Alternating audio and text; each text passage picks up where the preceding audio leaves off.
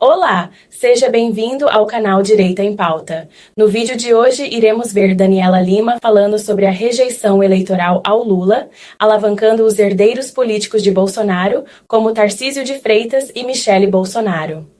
A jornalista da Globo News fica visivelmente desapontada e não consegue disfarçar sua insatisfação. Ela sempre passa pano para o Lula e, na verdade, parece mais uma garota de recados. Assista a fala da pseudo-jornalista e tire suas conclusões. Após a fala da Daniela, veja o que Ciro Gomes falou do ex-presidiário de 9 dedos. Ciro mandou a real e soltou o verbo para cima de Lula. Fique até o final para não perder nenhum detalhe. Leilane, eu fui ao Palácio do Planalto, a oposição está em festa, claro, né? Por exemplo, há muito tempo o presidente do PP, Ciro Nogueira, diz que vem diagnosticando essa aproximação de personagens da oposição, seja Tarcísio de Freitas, Michele Bolsonaro, aos números do presidente Lula, inclusive no eleitorado mais cativo do PT, que é ali na região Nordeste. Então, assim, a oposição já vem diagnosticando esse movimento de aproximação há tempos. Por isso, eu fui no Palácio do Planalto para entender o que eles estão achando desses resultados que claramente mostram uma fadiga, né, da população com o presidente Luiz Inácio Lula da Silva. Seja por dificuldade de entender o que o governo está fazendo, seja por achar que o governo está investindo em fórmulas antigas para agir ou para combater problemas novos.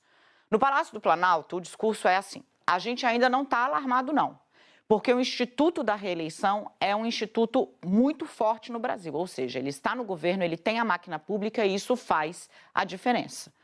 Agora, há claramente uma fadiga, porque independentemente do nome que você coloque contra Lula, ele está em declínio e o personagem de oposição está subindo.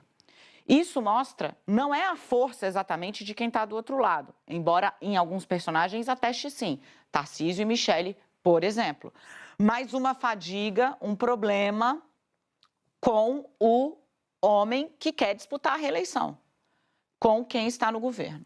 E aí, qual que é o recado? O Palácio do Planalto já sabia que esses números estavam ruins. Por quê? Eles fizeram uma pesquisa, patrocinaram uma pesquisa para diagnosticar o que está acontecendo com 9 mil pessoas. 9 mil pessoas. A Quest ouviu 2 mil, né? E poucas. Então, para a gente entender o tamanho do investimento que o Palácio do Planalto fez para poder chegar nesse diagnóstico. Segundo os aliados do Lula, a pesquisa traz uma boa notícia. 76% dos entrevistados dizem que gostariam de ouvir mais o próprio presidente. Tem um diagnóstico muito claro.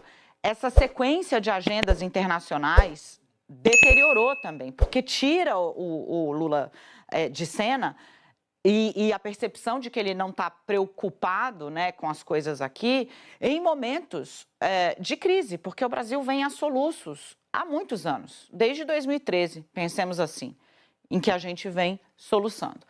Qual é o pedido, a tentativa de convencer o presidente a ficar no Brasil e a falar diretamente com o eleitorado dele? Seja, como eu contei ontem, ampliando a presença nas redes sociais, seja viajando pelo país. O diagnóstico de que as pessoas estão sentindo falta de ouvi-lo, da comunicação, né, de ser ele a figura de centro desse governo, né, a figura que comunica as ações desse governo, justifica as ações desse governo, leva a esse diagnóstico. Veja agora as verdades que Ciro Gomes disse ao Lula. Ciro não tem medo e fala a verdade que muitos brasileiros gostariam de falar. Acompanhe o vídeo até o final e veja esse relato importante. Desde já, agradeço sua audiência no canal Direita em Pauta. Nos últimos anos, eu tenho procurado suportar em silêncio um enorme lawfare. Você sabe, é a manipulação no Brasil do próprio judiciário para a perseguição de pessoas que são vistas como inimigas dos poderosos.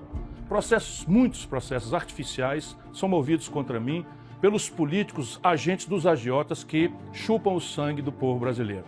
Aceitei nos últimos 10 anos essa tarefa, muitas vezes sobre-humana, de tentar defender o povo brasileiro num país onde quase nenhum político se levanta contra os bancos.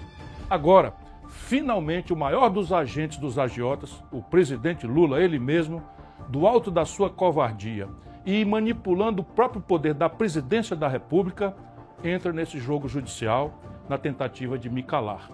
me interpela judicialmente por suposto ataque à sua honra, mas não por calúnia, pois me daria o direito de pedir o que direito se chama exceção da verdade, que é provar que tudo o que eu falo é a mais pura verdade. A propósito, não o ofendi em nada em minhas exposições das políticas de agiotagem do governo. São os fatos, e somente eles os fatos, que o ofenderam. Lula não colocou o pobre no orçamento, colocou o pobre em leilão.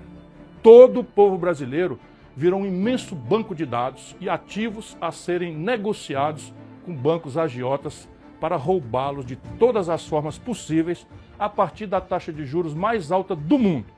Dados de aposentadorias, benefícios assistenciais, o BPC até o Bolsa Família, tudo virou ativo para ser explorado pelos bancos agiotas brasileiros. E pior, investigação apenas do início da Polícia Federal indica aquilo que eu estou cansado de saber. Empréstimos consignados foram concedidos fraudulentamente e juros exorbitantes cobrados criminosamente de nossos aposentados em um escândalo que somente agora começa a aparecer. E enquanto nossos idosos são empurrados para o crédito involuntário, os jovens do Brasil, as famílias brasileiras são tragados por cassinos digitais travestidos de apostas esportivas, as tais bets, destruindo suas famílias, que já vivem na fome, na dificuldade, e se manda ainda bilhões de reais e de dólares de divisas para o exterior. Nada disso é acidente. É o projeto de Lula para o Brasil. Um plano para tornar não só o Estado brasileiro, mas especialmente o povo brasileiro completamente dependente do sistema financeiro. Eu penso que é a mais maligna engenharia social já vista nesse país. A mais selvagem face do capitalismo que já tivemos. Enquanto eles repetem a mentira da inclusão, diariamente transformam miséria em ativo financeiro e esperança em dívida no aplicativo de jogos online, incluindo milhões nos cadastros de inadimplentes. São mais de 73 milhões de pessoas no SPC e no Serasa. O projeto, para mim, é claro. A pobreza não é para ser superada.